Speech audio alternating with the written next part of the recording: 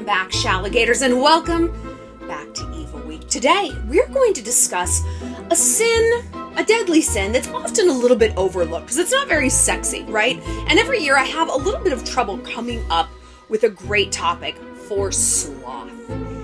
But this year, I think I knocked it out of the park. This year, we're going to use sloth, laziness, not wanting to do a lot of stuff, to guide us on how to turn people against someone you hate. Because you know what? What is war? We talk about war all the time. War is strategy, right? But the best battles are the ones that you don't fight. The best battles are the ones that other people fight on your behalf, and your hands stay clean. Because, you know, there's a lot of things we can lose in life that we can get back, that we can repair. Our reputation isn't always one of them. If you live in a small town, a small office, a small family, or even if you live in a big town, a big office, and have a big family, your reputation is still very important. And it really doesn't take much to get a bad one. And it takes so much effort to undo a bad reputation. Because a reputation is basically your social trust score. And we know that when trust is broken in an interpersonal relationship, someone cheats, you find out a friend betrays you, it's very difficult and takes a long time, if ever, to undo those bad, hurt trust feelings and to rebuild trust. So the smarter thing is to never lose that currency in the first place. So in this video, I'm going to tell you how to turn people against someone you hate, all while keeping your hands clean. But before we get started, just want to remind you guys to check out the rest of Evil Week. We have a playlist here on YouTube that you can binge. You can check out our topics from prior years. And just want to remind you, if you want to connect with me, if you have a few dastardly deeds, you want to run up the flagpole, get my input, or you need some help with family, boys, friends, anything like that, head over to my website, shallonlester.com, and click Submit a Question. You can also get an Instagram review. I tell you what message your Insta is sending out. And you can elect to have me respond to you in just 24 hours if you really need help ASAP. Also, honey, you know that there's nothing better than being evil, but what if we could all be evil together in real life? Now we can. That's right. We have 2 trips planned for 2022, and there's going to be more coming in the fall. I think maybe Europe. Ooh, we're going to try. We're going to the Dominican Republic in February 2nd through 6th, and we are also going to Costa Rica to live la pura vida on Memorial Day. That's late May, so that's going to be super fun. Definitely come on one of these trips with me. We have a few spots left. They are booking up. They're definitely going to sell out probably within the next month. So book your spot and reserve some space to come hang with me, because we're going to do a ton of like Shalligator workshops while we're there, but also we're going to do some Evil Week workshops. Wouldn't that be fun? Maybe, oh my God, what if next year we did a trip, like a Halloween trip, and it's an evil trip? I'm just like putting all these pieces together. Okay, so we're going to get into it. All right. So look, you guys know what I love. I love war.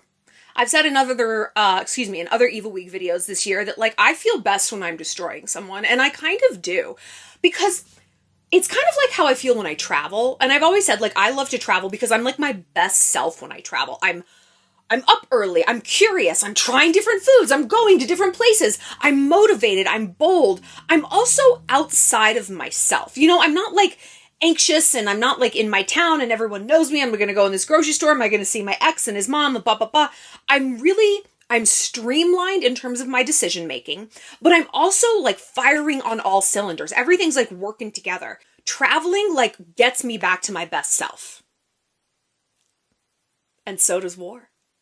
I mean, it does, because again, I have to think so strategically, kind of the way you do when you travel. Like, I really am my best self, when I'm shredding someone else and scorching somebody. And look, you know what I always say, I don't start fights. I don't. But I'll finish them. So it's always been very curious and ill-advised to me when people try to start a fight with me. Like, you know, I said, like, there's no, like, Geneva Convention for YouTubers and how we have to act and, like, how we have to act on social media. Like, I will destroy your life. I'll destroy you. And I'm saying this because I have learned over the years in my many battles, but either through this job or like some bitch who slept with my boyfriend who tried to like come after me and make my life a living hell. How'd that go, Katrina? How's that job you lost? Huh? Who owns your domain name? I do. Anyway. I've learned that truly the best battles to fight are the ones that you don't even touch. There's a bar in my town here in Montana called the Cat's Paw. It's from 1874. It's wild. Like, there's so many cool places in my town that are like, I think one of the newer ones that's like still old but newer is from like 1903. Old saloon. It's magical. But I bring this up because I never knew. I thought it was just named Cat's Paw, like our college here in Montana State in Bozeman is the Bobcats. That's our college mascot. And so I thought it was like that, like, oh, Cat's Paw. Meh. Never really thought too much of it. Do you know what a cat's paw actually is, though? It's a thing, and it's a tool of revenge. A cat's paw is basically someone who's doing your dirty work for you. One of the best examples I can think of, I'm sure you will think of the same example because you love the Borgia family the way I do, like a psychopath. No, you probably have a life, not me. The Borgia family is a storied and infamous, dastardly and wicked family from the Italian Renaissance. The head of the family, Rodrigo Borgia, became, as we know, Pope Alexander VI, duh, and his children Cesare and Lucrezia Borgia sort of are rumored to have like an incestuous relationship. If you guys have watched the show The Borgias, I think it was on HBO. Where can you watch it? I think you watch it on Netflix. You're kind of rooting for them to be in a relationship. It's so fucking twisted.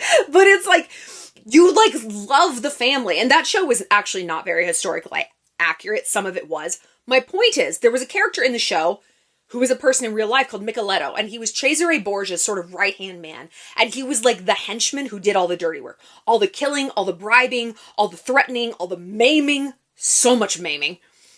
And I heard Micheletto, who was a real person, described as Cesare's cat's paw.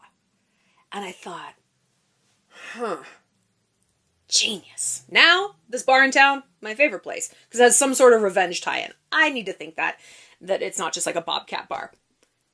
So I got to thinking about the concept of cat's paws, right? And how important it is for us to have, like, in the Wizard of Oz, like, the flying monkeys, like, my pretties, get her! Ah! Because we always want to distance ourselves as much as possible from our enemy's destruction from ourselves. And I know what you're thinking. That's not very satisfying. I want to be there, front row, while they burn. I want them to know it was me, said that weird old lady from Game of Thrones. Tell Cersei it was me, right? And look, there is a time and a place for that, absolutely. And some war, I mean, not only you feel better when you do it that way, but it necessitates that. Like, people need to know it came from you, because you have to make an example out of people. To go back to ancient Italy, I talked about this before. Crucifixions along the Appian Way. I'm a Roman woman. My family dates all the way back to ancient Rome. My aunts were named after the 7 hills of the Palatine. And I used to live in Rome. I speak Italian. And so it's a very close place to my heart. And along the Appian Way in ancient Rome, the time of the Caesars, Appian Way is the one road in, one road out. Just one road. And that's why they have that phrase, all roads lead to Rome. Along the Appian Way, criminals would be crucified. And a crucifixion death is horrifying. Do you know that when you are crucified, you know how you actually die? You drown. What? The way you hang, so they nail you to the cross. I don't know why I know this. This is like what they taught us when I lived in Rome. I was like, how useful. The way you hang, they break your legs so that you can't like support your weight, even though there's nails through your feet. It's ghastly. But then you like hang at this angle and your lungs fill up with fluid and you drown, and it can take 2 weeks. It's horrific. It can't take 2 weeks because you die of thirst. Well, it takes a while. I bring this up because the reason they crucified people along the Appian Way was to send a message. Don't fuck with Rome. You're coming into our city, you need to know better. So definitely, there's a time and a place to let people know you were the one. You are the architect of their entire misfortune, the author of all of their pain. But if you want to really destroy an enemy, and this is hard because it requires the one thing none of us have when we're angry? Patience. It is so much more effective. It is broader and deeper and longer lasting to turn the world against them rather than to turn your entire world in their direction to destroy them. I know. Patience is a bitch. We talk a lot about war, and we talk about what war is, and what is war? It is strategy. And war really is patience. But I'm going to tell you how to circumnavigate all that fucking patience and really get down to it as quickly as possible while keeping your hands clean. Okay. Truly the worst thing you can do is ostracize someone socially, right? This is an incredibly effective way to destroy someone because, as we've talked about a lot, social inclusion needs is our number one need besides food and shelter, right? After we have those bases covered, we need a tribe. We're tribal animals. That's what we are. We're pack animals. And so when we feel excluded from a tribe, our entire sense of self crumbles. We truly don't know who we are. So if you can serve that as an outcome to your enemy, and even better if you can do it without them knowing it was you. Now look, again, it's going to be tempting to leave this trail of breadcrumbs so that they can find and trace things back to you. Okay, but you're going to be really short-sighted here. We can either be right or we can be happy. And now look, right in this case means we win the war. Like, we can be right in that we destroy this bitch that we hate, or we can scratch that temporary itch of like, I want you to know it was me. There's a time and a place for that, perhaps down the line, way, way, way down, but it is not now. So as difficult as this is, I'm going to ask you to set aside that urge for the good of strategy. The ends justifies the means. Who said that? Niccolo Machiavelli in his book, The Prince, which was a study on Cesare Borgia. You see, I bring it all back. How have I even had sex? It's crazy I'm not an adult virgin. I'm such a fucking nerd. Okay, anyway. So, the thing you need to do is spread rumors, okay? There truly is an art to gossip, insinuation, and rumor spreading. You know who knows about gossip? I do. You know how I know? I ran a gossip magazine for 7 years. I understand how the game of telephone works. I understand what people will run with and how you can put it in a pretty little candy-coated package to make the spoonful of sugar make the medicine go down, right? What am I saying? Okay, this is first what you want to do. You want to position yourself like you are acting in the best interest of someone else. If people know, let's give some names of these people. Let's say Madison and Alexis. These are two of my friends here in Montana. They're not at odds with each other. They're both wonderful people. They're just the names that are coming to mind. Let's say you hate Alexis. Okay? I love you. You know I love you. You need to get Madison in on this. Let's say other people know that you hate Alexis. Okay? This is going to be kind of the hard part of this, is putting distance between you and Alexis in terms of that tension. The last thing you want to do is arouse suspicion as to your motives, right? You don't want to overcompensate by swinging too wildly in the opposite direction. Remember, the opposite of love is not hate, it's apathy. So you need to demonstrate, first and foremost, a pleasant apathy towards your enemy. Because if you don't, if you go from hate to love, sus. If you go from hate to like, you know what, it was a weird night, we'd all had too much to drink, she probably was like a little too flirty. I know I overreacted that she tried to like wet willy my boyfriend. It's like, it's whatever. I'm just like over it, you know? If you have to practice saying this in the mirror, do it. Because if you cannot lay this proper foundation, nothing else is going to work. You're sunk from the jump, okay? So let's say that you've done this. You put some distance, okay? All right. Now, you have to ingratiate yourself with someone else. The Madison. Pick a friend, pick a victim, for lack of a better word, and really deepen that friendship. Position yourself as a cheerleader for this person. Why? Because this person will now be part of the cat's paw. Now, your ride or die nature for the Madison is going to set you up to annihilate Alexis. Here's what I mean. And I've watched this exact scenario play out right here in my town. Not with any of these people I'm mentioning, but in this other friend group that I'm like tangentially involved in. And I was like, I'm actually like stunned and like impressed at how y'all are playing this off. Like that's where I got the inspiration for this video. So you say, you try to destroy Alexis, okay? So you need to make up a rumor about her, but not a full rumor, a half rumor.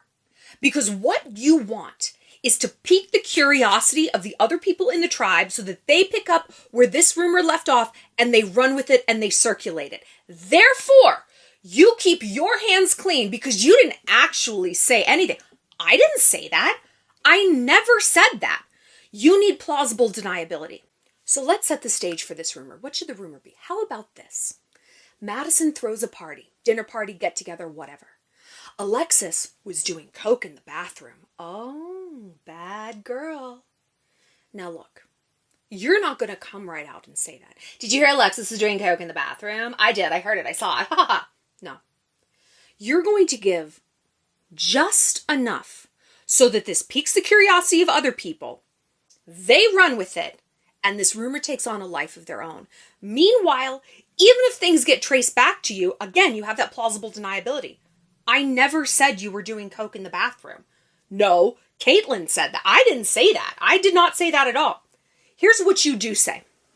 First of all, you act in the best interest of Madison, right? You distance yourself. Because if you can create the subterfuge, like, I'm just doing this for a good friend, like, I'm a good person, people are less likely to suss out your motives, right? Because then you engender a bit of pity, and what do manipulative people want? To be pitied. It makes everything very easy, right? You ever call someone in a wheelchair an asshole? Me neither. There you go. So if you can act like you're acting on the best interests of someone else, people feel not sorry for you, but they have an empathy for you. It's misdirection. You look like the good guy. They don't understand you have sinister motives. So you're saying something to a third party, right? You know, I had so much fun at Maddie's party the other night, but like, I don't know, like, I know how I'm going to sound like saying this, but I mean, Maddie just worked really hard on that party. And I don't know, like something was just up with Alexis. What do you mean?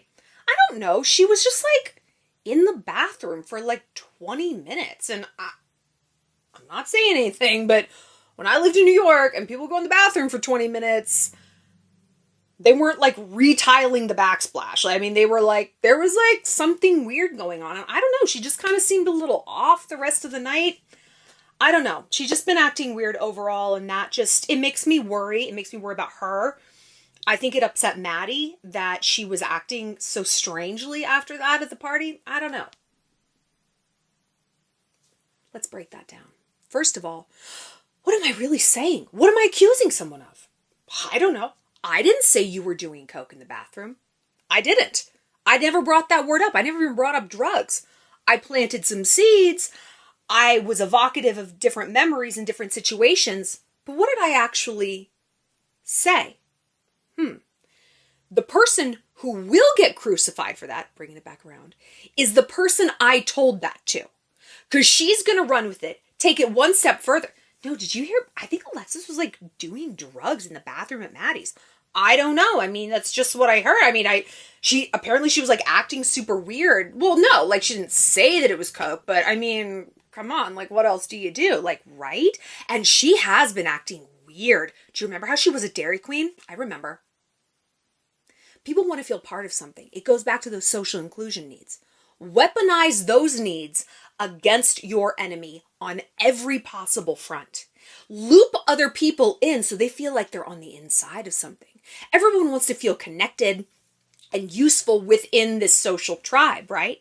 So if you can give them a rumor to run with, they're gonna take the bait. Let's keep breaking down this thing.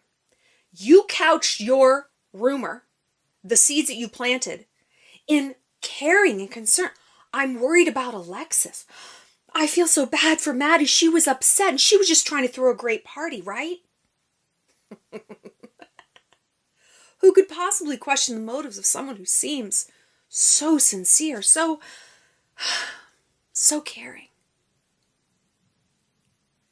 And now you sit back and you wait. Well, you don't wait for that long. You come up with a second strike, right? Now, you have to tailor your rumor a little bit better. Now, you have to do it in a way that loops in their worst fear. Something that the Alexis is sensitive about, right? Why? Why do we start with something neutral, not true? Okay? Because it's going to get back to Alexis. Were you doing coke in the bathroom at Maddie's party? She's going to be like, no. I was changing my tampon and like Instagramming and I was Snapchatting. Like, no. Don't you think I'd be thinner if I was doing coke? Right? But it's going to get in her head like, the people... wait a minute. What? Again, you have to be careful this doesn't get back to you. So maybe even say less than I did and filter it through more people to keep yourself as far away from this rumor as possible, okay? But it's going to get in Alexis's head. People are talking about me. Is that what people think of me? No, that's crazy. No. Who said that? Maddie said that? Maddie was like looking at me at the whole party? It's going to get in there. You abandon that rumor. Don't bring it up again, right? And if anything, if people bring it up to you, be like, you know what? I'm sure she was just tired. Maybe she was taking some medication that interacted poorly. We all know Alexis wouldn't be doing coke in the bathroom. Right? I mean, you guys don't think that, right? Again, you position yourself as like, I'm caring and concerned and I don't even believe this rumor. You plant something and then you yourself walk it back to create the distance between the outcomes. Now, you come up with a rumor that, like I said, gets under her skin in a major way. Something she's actually very, very fucking sensitive about. I recently dealt with, not a rumor in my town, but I mean, I guess you could say it was like a false narrative. To borrow this like term that we hear all the time, a false narrative that like I didn't like my friends' kids. I've never made a secret that I'm not a kid person. I don't like kids at large, but if they're my friends' children, I mean, I like them because I like my friend. Do I want to like go over to their house and bro out with their 8-year-old? No. Does anyone? I mean, no.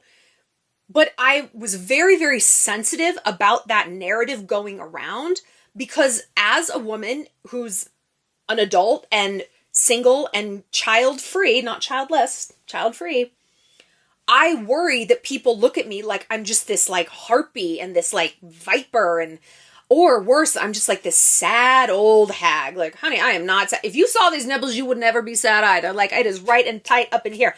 If I wanted a kid, I'd have one. If I want a husband, I'd have one. I live my life exactly how I want. I think I'm like very transparent about that and confident about it. But still, like, when you think your best friends are like, oh, like, she's a sad old childless worm woman, like, out in the forest in her gingerbread house, luring kids in and baking them into pies, you're like, that's literally my worst fear. Because that's, like, what I feel like society says about me, you know? So I can't, it's one thing if society foisted on me, okay, fuck people on the internet, fuck all these random people. But if my best friends think that really upset me, you know, and it turned out to be just like a big misunderstanding and like, fine. And, you know, like we all worked it out. We're like adults and we love each other. So it's no big deal. But it stuck with me that I'm like, okay, I'm filing this away for Evil Week because if you're going to start a rumor about someone, it should be their absolute deepest fear, right? It is obviously best if you have examples to point to back your point up, you know? And even if not though, if you can engineer some situations that kind of walk them into a trap about it, let's say that your victim, the bitch you hate, your enemy, her worst fear is like her boyfriend cheating on her, right? Now, true, that's not her fault and a rumor you can like, that's not like a thing she is doing, but you can still sow those seeds. Now you can annex in the other rumor if you want, like, yeah, I don't know. I mean, she was acting super weird at that party. And I mean, look, I'm sure an excellent girlfriend, but like, it's probably hard for guys to date someone who maybe has like an issue with pills or other things. I don't know. Like, maybe that's why Tyler and Casey like kind of stepped out on her. You want to find that weak spot and you want to press, don't you? Why this? Why a rumor or an implication or a whiff or a suspicion that's the worst possible scenario for them? And again, this is going to take some reconnaissance and some research, right? Know thy enemy. Why this strategy though? Because they're going to react poorly. Poorly. When you are confronted with a worst fear, when that trigger point is pressed, you don't react well, right? Because what is war? War is patience. War is a lack of emotion. War is strategy. And if someone hits you where it hurts on that soft emotional underbelly, you're suddenly impatient. You are not dispassionate. You are emotional. So you want to exact that response in your enemy. Because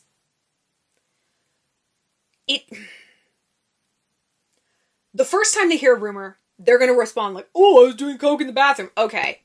Then they're going to hear another one and they're going to get mad. And people are going to think,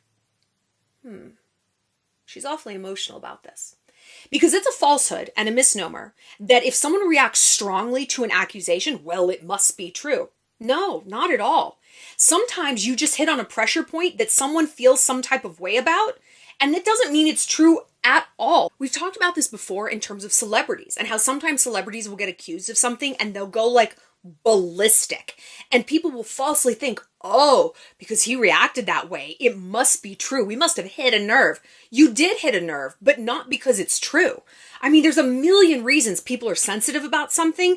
And honestly, very rarely is it because it's empirically true. Just because I'm sensitive about being fat doesn't mean I am. I'm not. But it's still like an Achilles heel for me. So the point is, if you can press on that, they're going to react poorly.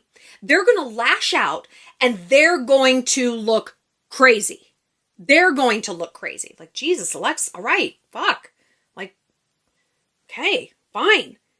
They're going to be like, who said that about me? Who? They're going to go on a witch hunt and they're going to incinerate friendship after friendship after friendship after friendship, trying to suss out who started this rumor and why.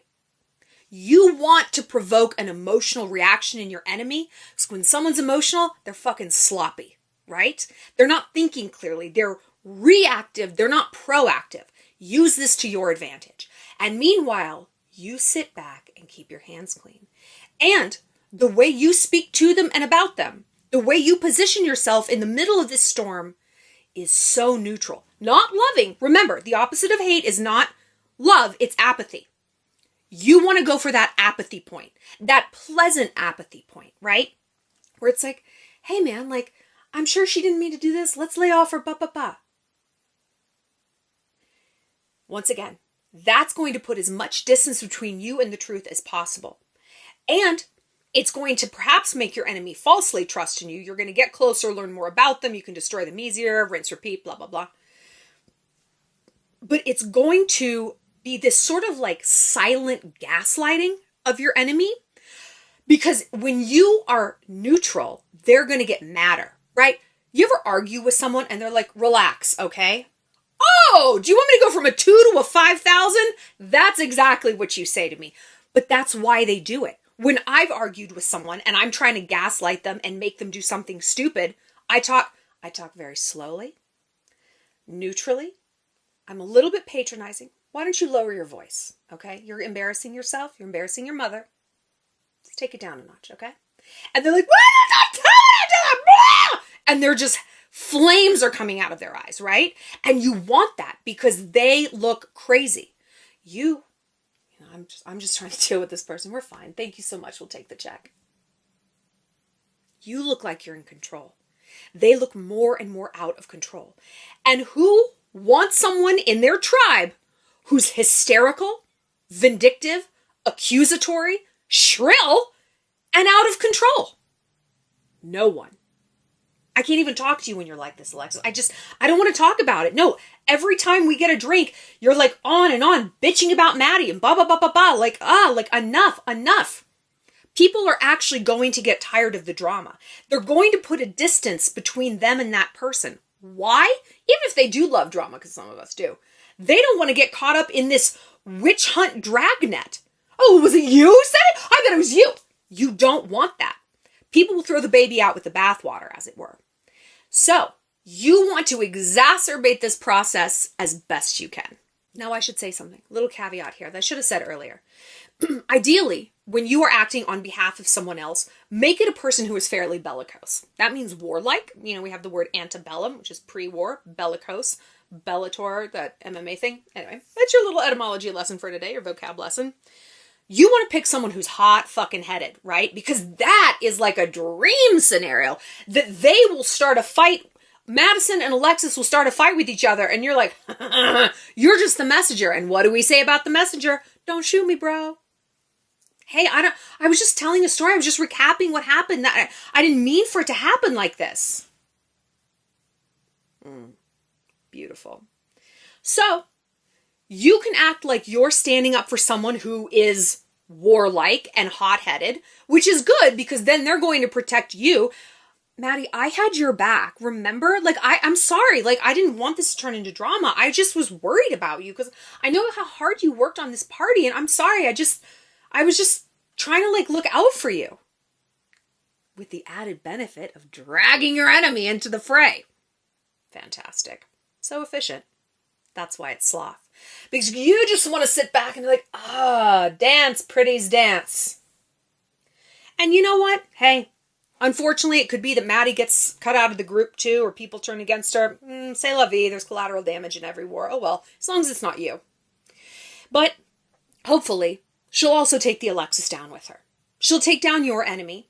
And when people feel paranoid, when they feel like people are talking about them, well, why did he unfriend me? Well, what did that mean? No, I didn't do anything. They get in their own head. And again, they get emotional, they get sloppy, they do something stupid, they lash out at the wrong person, and people snap. They do a weird, awkward confrontation at a Halloween party. Did you unfollow me on Instagram? I deleted my whole account. Like, are you okay? They're going to look crazy. They will, in essence, gaslight themselves. They will have a hand in their own destruction. You don't need to be the author of their pain. They're taking up the pen right along with you. So, to recap, act like you're working on behalf of someone else, just out of the goodness of your heart. Bonus points if it's a fairly warlike, hot-headed person who will overshadow what you said with their own bombastic response and go to war with your enemy. Perfect! Start a rumor at first. Make it a half rumor. All implication, vagueness. This is going to allow other people to jump in, pick up where you left off, like a relay, add to the story themselves, like a game of telephone. And again, you are more and more distanced from the original rumor. Beautiful. Then, when things have kind of started popping off, when your enemy is a little bit paranoid, then you go in for the kill. You start another half rumor about something they are incredibly paranoid or insecure about. And usually from there, the spark has been lit, the tinder has caught fire. You can kind of just sit back and watch someone self-destruct. But if not, put some space between these phases because, again, you don't want to arouse suspicion. The last thing you want to do is make it look like you've got it out for your enemy. Because, oh no, me? Oh my gosh. Wait, that thing with my boyfriend I was talking about? I honestly, I forgot about that. I mean, he's fine. Bonus points if you've broken up. Whatever it is, right? And anything you can do to increase the plausible deniability that, why would I want to destroy her? Because of that thing last summer? Oh my God, you guys. I was like, we're so over that. We were drinks the other night. It was fine. It's going to take some acting on your part. It's going to take some reconnaissance. And most of all, it might take a little bit of patience. But if you can learn to operate this machine, you can do it so much easily and basically effortlessly when enemies come up. So that, yeah, it's not going to be as satisfying as posting their nudes on your Instagram, being like, look at this half up, look, whatever. But it will be longer and broader and deeper in terms of consequences, to the point that your enemy won't even know how to dig themselves out of this hole. It'll just be there. And there will be so many people digging. You don't even need to get involved. Happy destruction, my little ones. Go fly, my lovers. Tell me your stories of destroying an enemy. What's a good rumor? Do you think that there's like a good universal rumor? I guess like, I used to think like, when we were younger, it was like sleeping around. Oh my God, she's such a slut. I mean, you know what I say about being a slut. It just means you're very good at one particular thing. You can call me a slut all you want. I am. Like, I love boys. Never made a secret about that. I'm good at it. What I think is a bad rumor is like, a guy will sleep with her and never talk to her again. Like, she's crazy. It's the whole she's crazy thing. Like, that's what women are constantly called. It's the number one way to gaslight us and keep us small. So keep that in your back pocket and use it judiciously against your enemies, right? But tell me your worst and most dastardly rumors. Tell me a time that you have been able to turn people against someone you hated. Did it kind of come back to bite you? Did it actually work out fucking great? I want to know. Let me know. And we'll be back next time with our next installment of Evil Week. Stay sinister, Shallonators.